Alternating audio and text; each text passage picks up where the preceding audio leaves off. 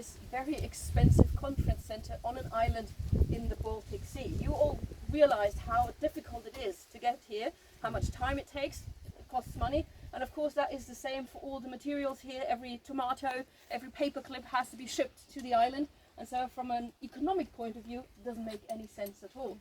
But I sincerely hope that once you leave Vilm on Friday or Thursday, you'll have understood why we still keep this island, and this tour hopefully is part of helping you understand why we're here and why we still keep doing conferences on this very special island.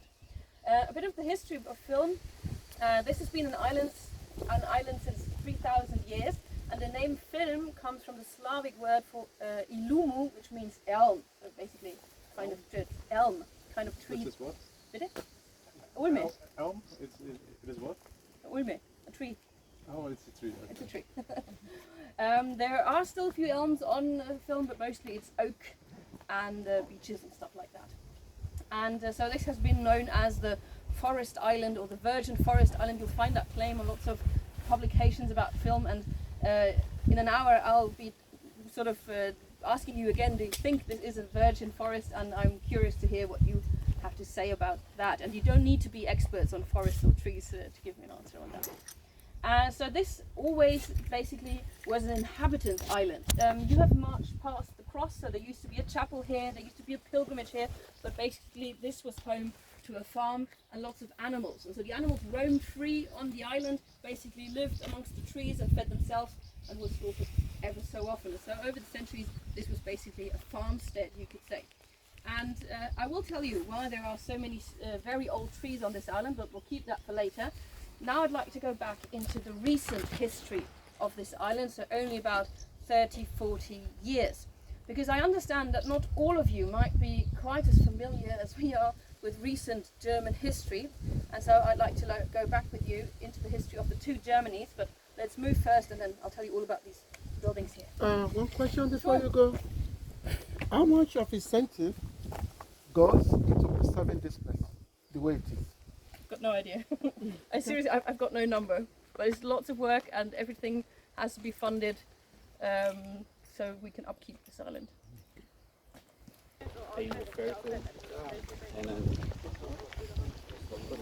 Oh ja, en nog eentje meer over waarom Peter. Ja. And administration.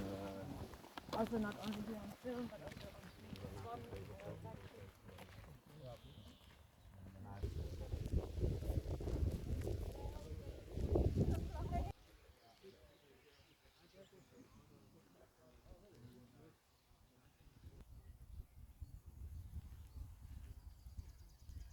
Beautiful flowers.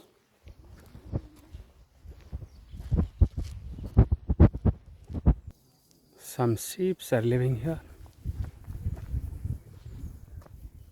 Back about 100 years, then Vilm was a very popular tourist destination. Hundreds of visitors came per day, and even more on the weekends, because they all wanted to see these very old trees. They went bathing, etc., just as you would imagine on an island like this. In 1936 it was declared a natural reserve as one of the first areas in Germany, but tourism still continued. And then in 1959 the government declared this island is off limits, and they even went a step further. This island vanished from the maps. If you bought a touristic map of Rügen, there was no island of Vilm on it. Of course, if people stayed on the other side, they saw this island, you couldn't hide it. It was there, obviously, but if you bought a map, it was not there, not in any official publication. So what happened? I'm not sure how familiar you all are with Germany's history. So basically, after the end of the Second World War, Germany is divided into 4 occupational zones. So you've got a British zone, a French zone, an American zone, and a Russian or Soviet zone. And here we are in the former Russian or Soviet zone. And you could say that most of the world was divided into Eastern and Western along the lines of the Iron Curtain. So basically you've got a Soviet communist version on one side and the capitalist version on the other. And one of these borders ran right through Germany. So you've got the Western Germany with its capital Bonn, which is the reason why the BFN has its headquarters in Bonn still. And the other was the Eastern Germany, the German Democratic Republic, the GDR, which was a Soviet country or a communist country, and it had its capital in Berlin. And Berlin once again was divided, but that's not important for our story here. So here we are in former Eastern Germany. And so the government of the GDR declared this island off limits officially for nature, environmental reasons. You know, we want to preserve the nature and the environment here on this island. But of course that was not what was happening here. Definitely not, because what they actually did is they built these buildings you see nowadays, because they are freshly constructed from 1950 onwards. They are built in the so-called fisherman's style. So this is sort of traditional building technique on Rügen. So they're supposed to look very sort of traditional with the roofs, etc. And they were built for one sole purpose: to be a holiday home for the Council of Ministers of the government of Eastern Germany. So this became, you could say, a luxury resort. Not because it was very expensive, but because it was very exclusive. Only a very small circle of people had the right to actually spend their holidays here.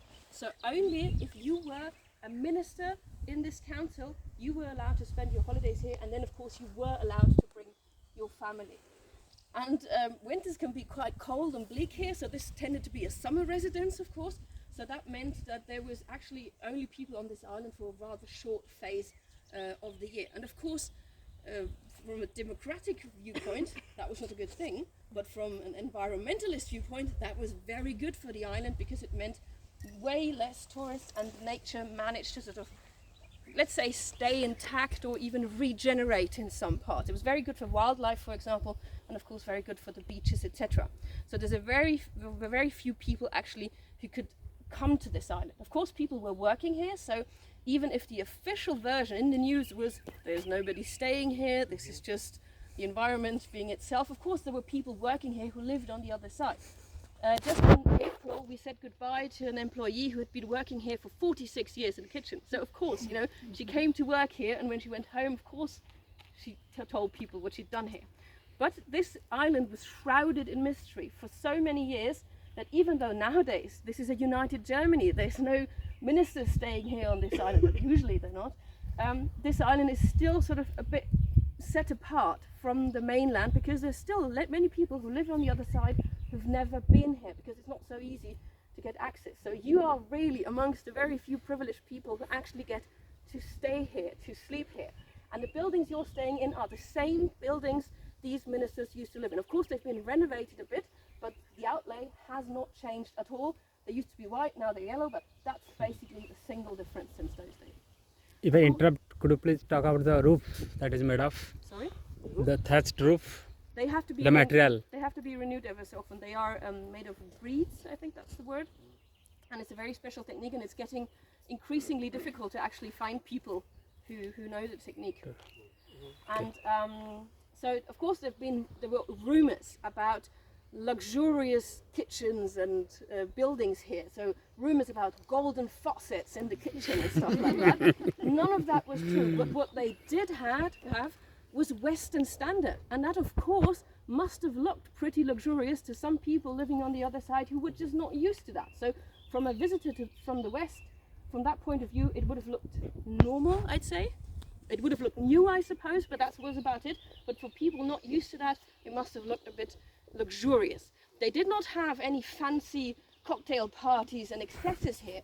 It was a very calm family holiday retreat. So you could go boating and sailing and canoeing and stuff, swimming obviously. Behind there's a sauna building, so for winter that can't be used at the moment, but we're thinking about what we can do about that. Then you could listen to radio and TV. And here, of course, you could not only listen to the DDR versions of that, but also to the Western station. So you could get different music, different news. The building you were having your conference in, that was the society building. So I'm sure they had music there, record player, they had some form of parties, but nothing decadent, but really very family, cozy, homey. At least that's how we imagine it to be.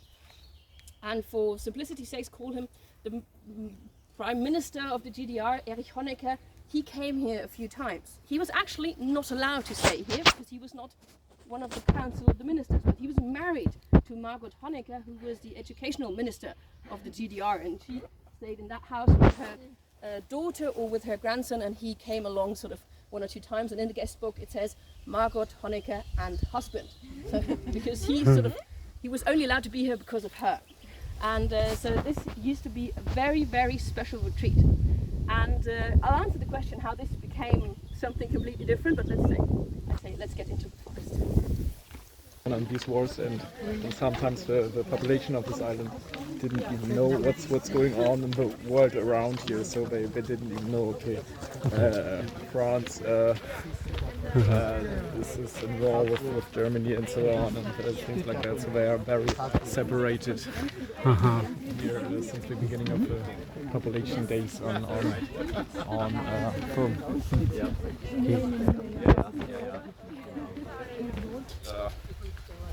I cannot imagine that we had that in June ever before. So in June there should be rain. I hope the summer is getting more wet, especially for the environment and also for farming. Otherwise, Yeah.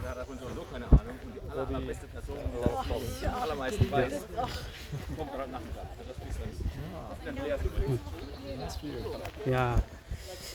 so cliff jumping.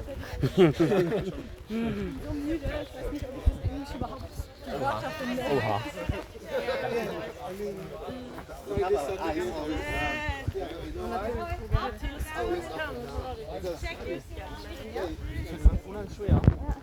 Bei mir ist es natürlich auch die Tagesform drauf an. Wenn Okay. ich müde bin, ist es schon Ja. ziemlich schwieriger.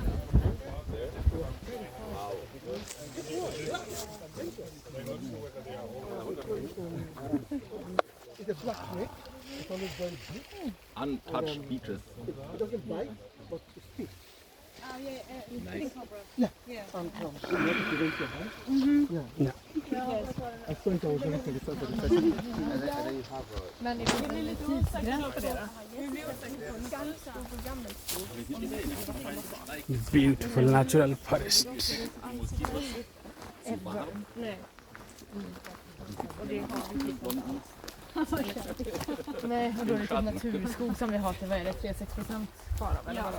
Ja. Och urskog nära. Ja, så tror jag.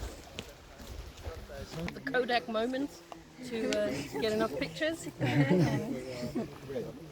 And that's also the reason why even people who've been here 10 times usually go on the tour, because they say, I haven't seen film in summer, I haven't seen film in autumn, and it's always different. Right, I think we're complete. So now you've entered the danger zone, so to speak. You all signed that you know you're on your own. You have to be careful. Please, you signed it, yes, when you got your key. Please be careful here with the cliffs, and please stay on the path, because you can see that sometimes what looks like solid ground from above actually is just an overhang, and you never know when things might topple down, and it just happens sometimes when it's been very dry, sometimes when it's been very wet. We can't say what the conditions that really are. It happens during any weather, basically. From here you can see the other part of Vilm. So we are on the so-called Great Vilm, the bigger head part basically of the island. Then you have the Middle Vilm, which is a very long thin stretch with a beach on this side, so this is where they went to go bathing in the olden days.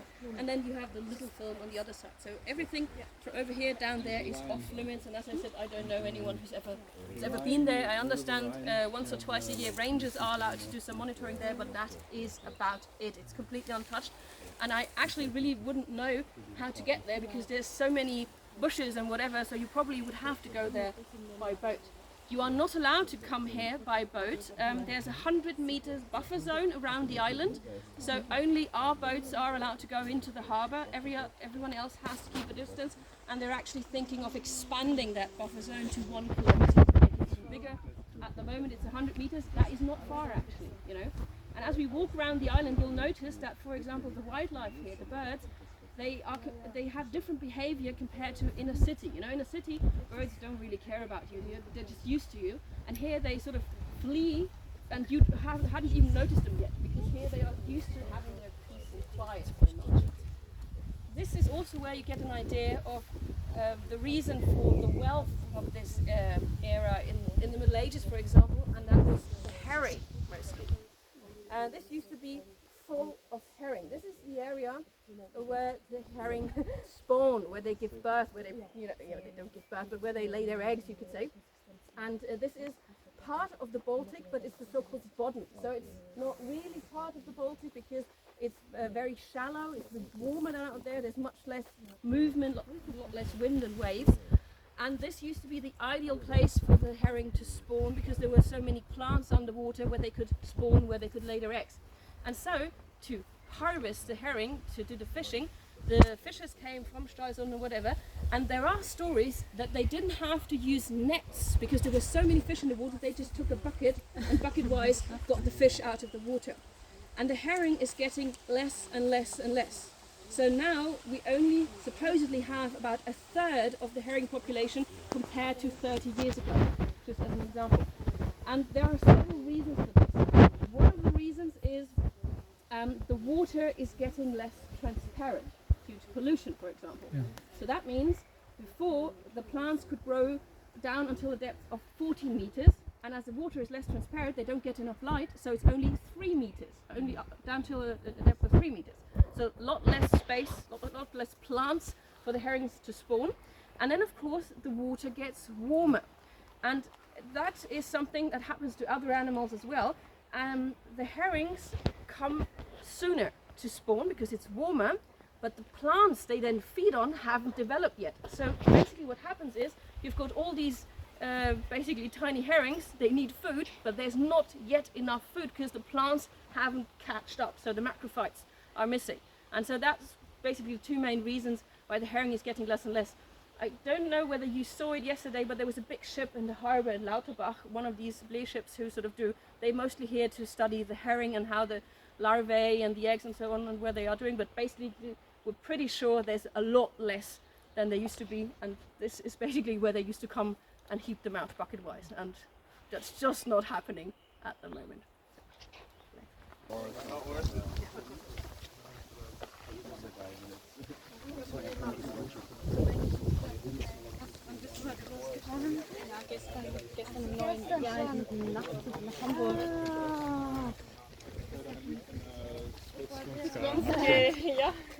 Inte på mig.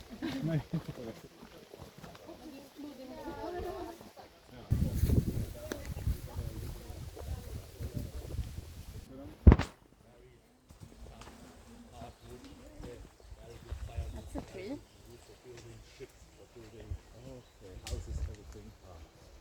And it's growing slowly. So then to get to this size, it should be hundreds of years. Yeah, 100 years, maybe 150 something. I think it's like the baobab in Africa. Maybe. You know about it? I have heard about it, yes. I've never seen one. It's, I don't know, I can't describe. It's like, Yeah. yeah.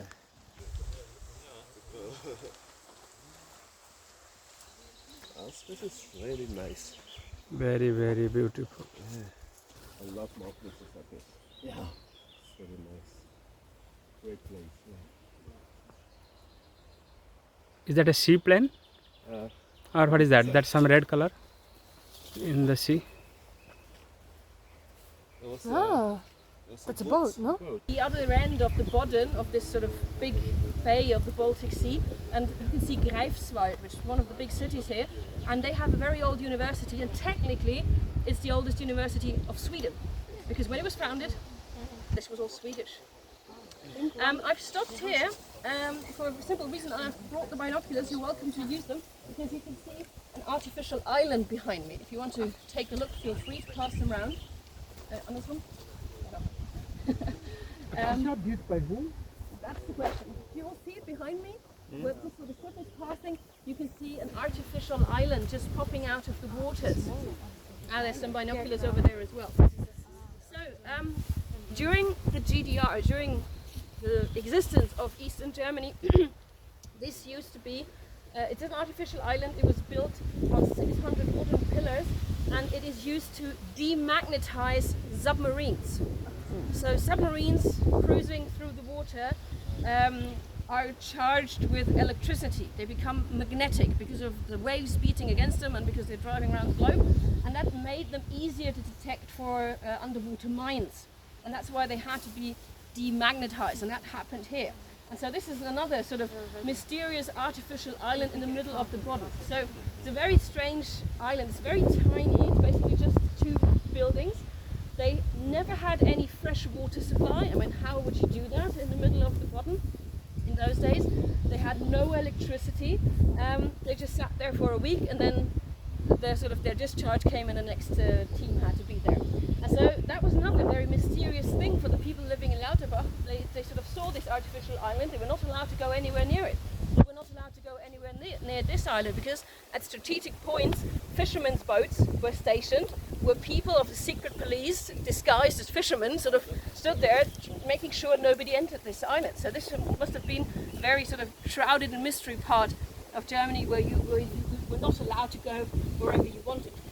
So after reunification, the Bundeswehr, the German army, had no use for this. You know, it's not a technology that is very important nowadays, and basically we had no use for this. And so they were looking for somebody to take it off their hands, because even taking it away would be very expensive. And so for 10 years it just stood there exposed to wind, weather, bird poo, and marauders, looters basically, and so it kept decaying and decaying.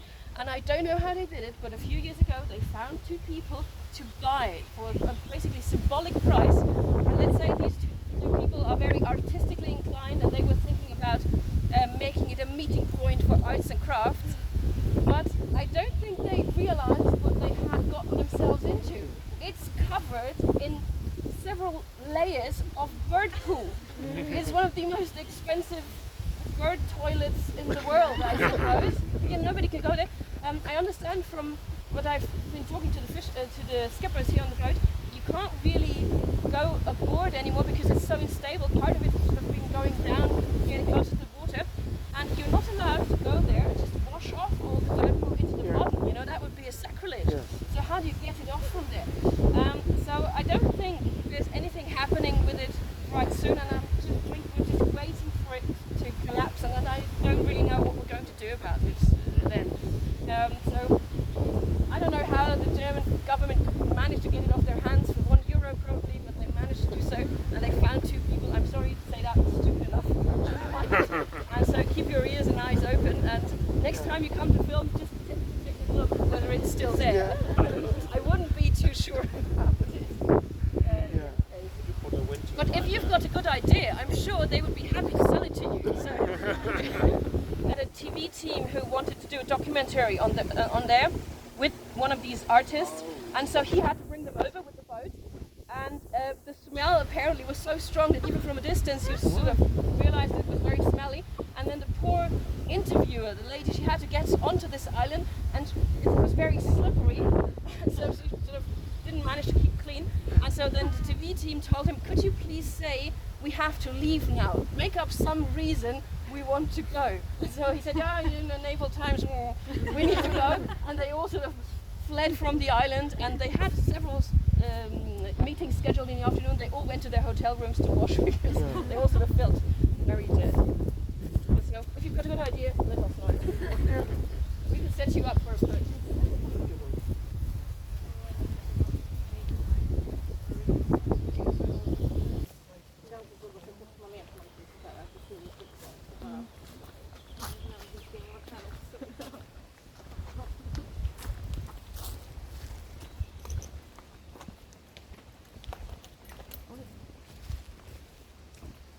It's a huge tree. Yes.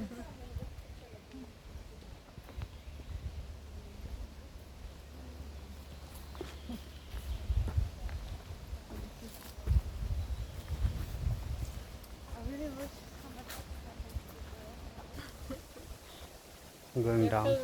Yeah, I am making a good documentary.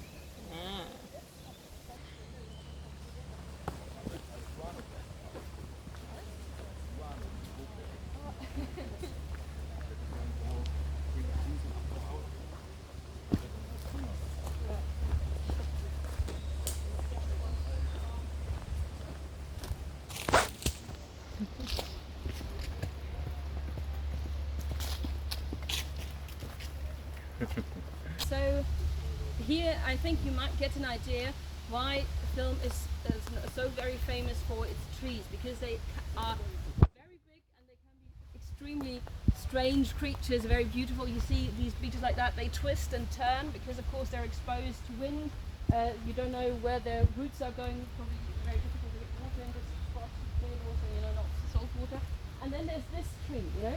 It looks like it should have been dead 10 years ago, but it's still a living tree, you know. It's still got green leaves.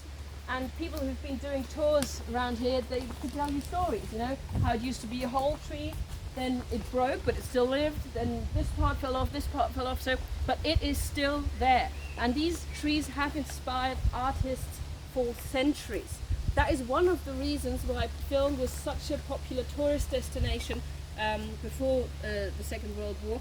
It was, especially during the 1800s, generations of painters came to the island to stay here, to paint these trees, to paint the waves, to paint the landscape, and so they have created some real masterpieces. And lots of them, of course not the originals, but the copies of them hang around the buildings here on this island. So afterwards, during your coffee break, when you pour your coffee into your cup, lift your gaze, because you'll be gazing at Landschaft unter dem Regenbogen, so landscape under the rainbow by Caspar David Friedrich, who is one of the most famous German painters of the Romantic period and who lived just across in Greifswald and who stayed here several times. And also in the dining hall you'll see recreations, not the originals. We would need completely different kind of security here if we had those, but you'll see the recreations of those scenes where they painted special trees on this island. And of course we still have artists coming to the island.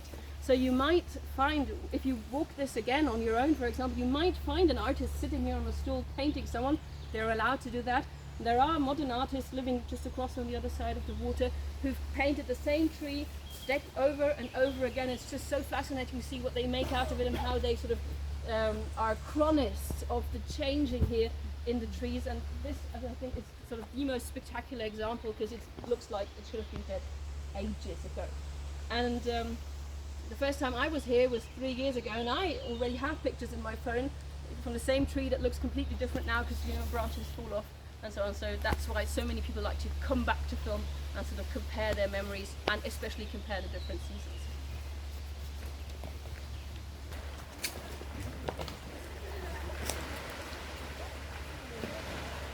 The sound of the sea. Der Weg ist noch da zur Küste, zum Strand. War etwas unpassierbar gemacht, aber ja, den haben Leute lange genug.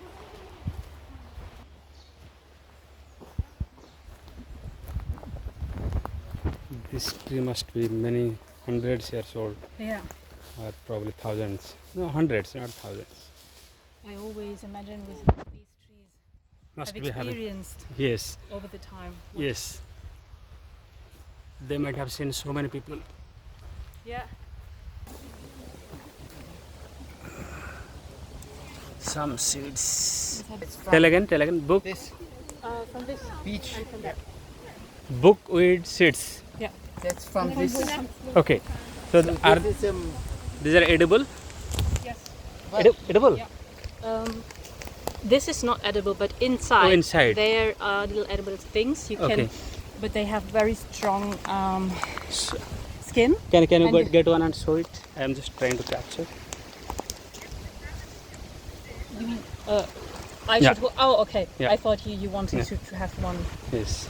Okay. So the black one. Okay. No, I So there is don't- no seed in it. No, they must have been eaten. Okay. Okay. By Because, some birds or something. Birds and also squirrels. Oh, okay. Squirrels. But you can,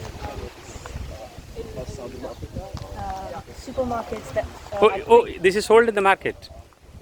in green supermarkets you might find the flower Flower of this, it. Okay. but not like in this form. Okay. I also Arena speaks it. Tell. beech nut is Beech the nut. Okay. And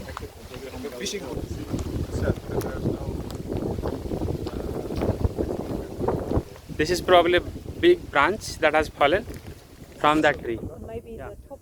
Yes. So yeah, it's a huge tree and a huge branch has fallen. This tree died and came back to life. Oh yeah. Something is alive. It fell. It broke. A plant that is growing here. You can see it's sort of already done with its bloom. I don't know whether you know that plant. It's called bear garlic, or wild garlic. It also actually has a very garlicky smell, and you find it all over on Rügen as well, especially up in the village here in Cottbus. We even have special events in garlic season, basically, where all the restaurants offer garlic menus. And this is not a wild plant. And we also walked past a few still whatever growing up there. So that is one of the things I wanted to point out to you. Is this truly a virgin forest? I mean, people have been living here for centuries. Animals have been living here. People have been working on this forest for centuries. So it's not really a virgin territory, because you have plants here that were definitely brought over by people. There's one important date in Vilm's history I'd like you to remember, and that is the year 1527. That's the only date you have to remember, because that is officially the last time wood was felled for economic reasons here on this island. So the widow of the Prince of Cottbus across, she was owning this island, and she sold the right to fell the wood here for 10 years to merchants from Stralsund. You probably all came through Stralsund on your way here earlier, for 400 marks and a certain amount of beer. And so now they were allowed to fell wood here and sell the wood. So that was officially the last time wood felling happened on this island. They were not allowed to do, specified in the contract, they were not allowed to do a clear cutting. There were 60 specified trees on the island which she prohibited from being felled, and they are so-called hütetens. I've really tried to find a translation for this. I'd say something like tending trees. So basically in those days, if you had animals in the forest, you just let the animals roam free in the forest, and they fed on whatever they found, like saplings and whatever, from the oaks, for example. And so 60 of these very old big trees that provided lots of nourishment for pigs and so on, they were not allowed to be felled.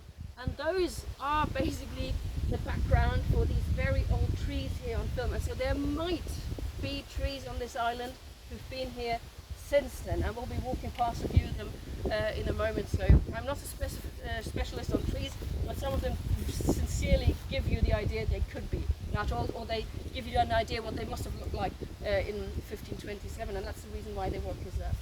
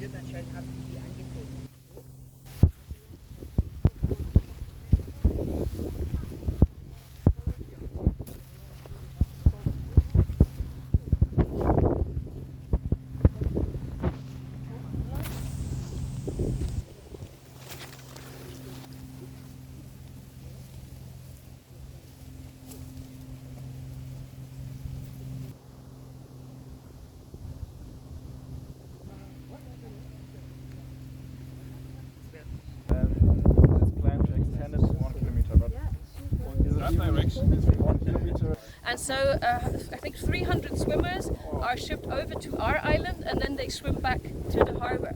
You're not allowed to use what's it called, neoprene stuff, so you're disqualified. You're not if you use a suit or anything like that. It's not something for hobby swimmers. You have to be a professional. So people who win usually do that in half an hour. And it must be quite an event because our skippers and our boat, of course, is also one of those sort of taking care and nobody gets left behind and not everybody makes it. And so that's why I'm pretty sure it's 2.4 kilometers that way, and that is the closest we are to land. And of course, expanding our buffer zone from 100 meters to 1 kilometer also helps us reaching the goal of declaring more parts of Germany as natural reserves. Doesn't cost us a cent to do that, of course. It's a very easy way to do that.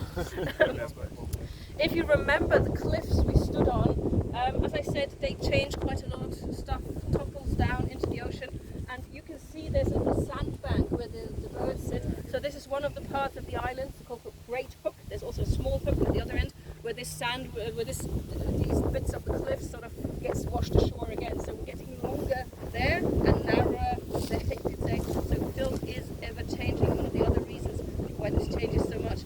And the birds are also one of the other reasons why this island is so popular amongst ornithologists. I'm not one myself, but it's incredible the wildlife you can actually see here. As I said, you can't get that close to them because they're just so used to having their peace and quiet. And the blackbirds up there should be cormorants, and those are the birds the fishers actually fear because apparently they sort of take out their harvest, you could say. We are getting near the end of our tour, so we'll reach the settlement. We have very little forests because the British took our fleet in 1805. Yeah, so they had to build it.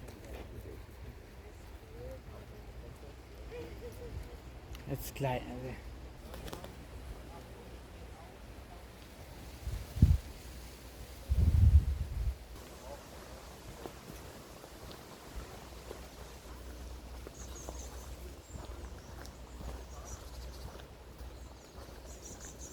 3 tunnels.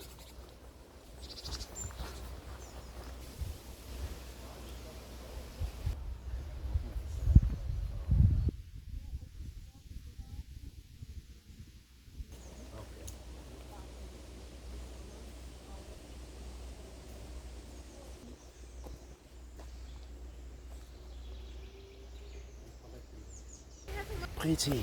Ah, mosquitoes. Yeah, mosquitoes. The snake will eat the mosquitoes.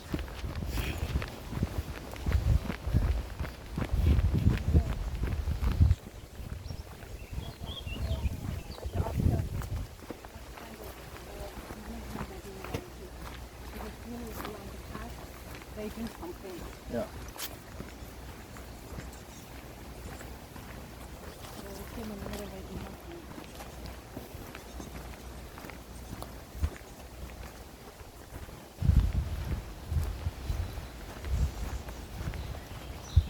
For the Umweltbundesamt, you're located in the far east, aren't you?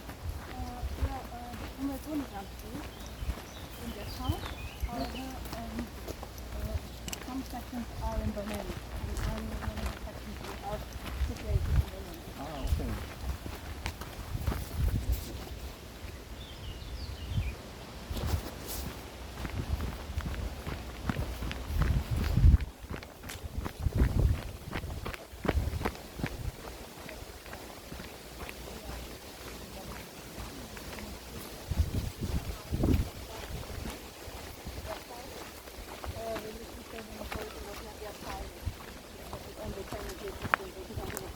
Yeah. And so they can plan for them for a whole section to go there. So we stay behind in the old building. Yeah. And Okay, you are in.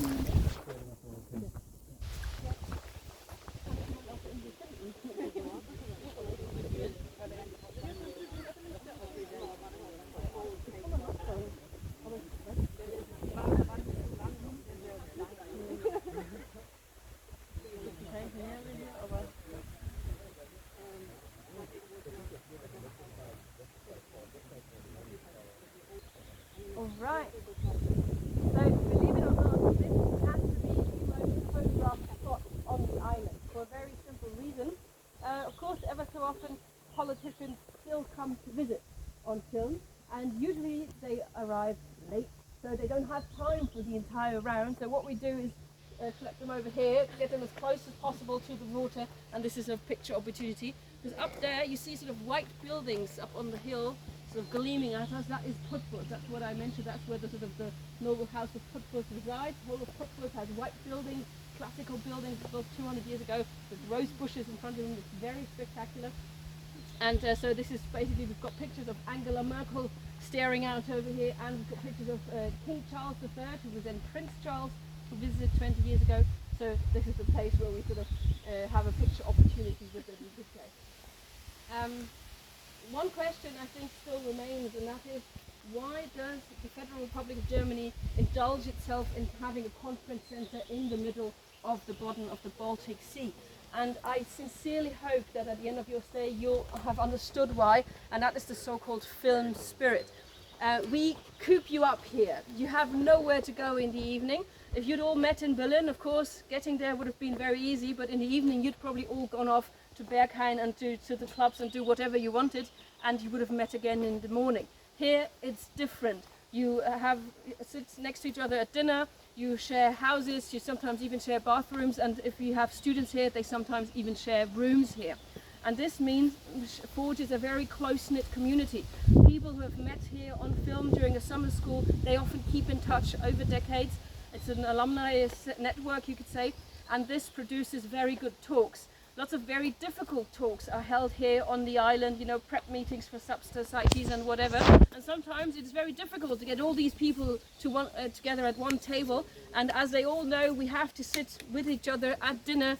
They keep it civil amongst themselves. And so film manages to reach compromises, to sort of get to know the other, even if you don't share the same opinions necessarily. I sincerely hope that this film spirit also invades your conference here. I don't know whether there are any controversial facts about amongst your discussions, but I'm sure you'll take this film spirit with you, and the connections formed on film are simply very, very long lasting, and I sincerely hope it's the same for you. With that, we're practically at the end of our little tour, but you don't have to find the way back, which is 2 minutes from the conference center, and then it's off to the next talk, I think. Off we go.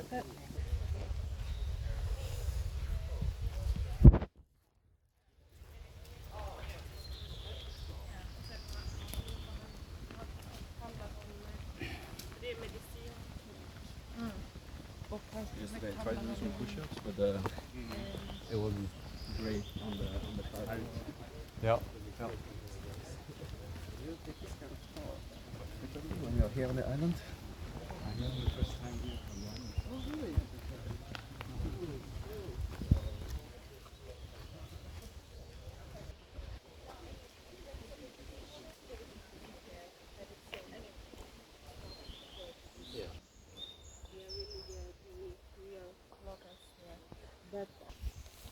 Not so.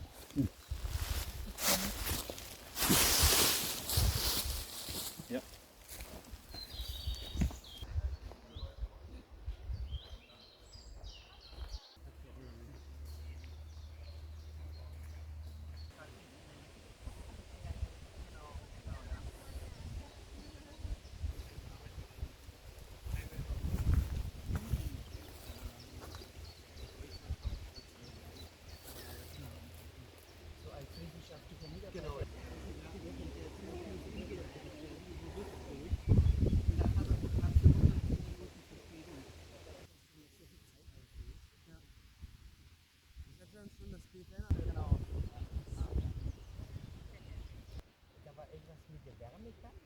Also, diese Heringslarven, ich hoffe, ich erkläre es richtig, ich bin kein Biologe, die Heringslarven, die brauchen ja bestimmte Pflanzen zum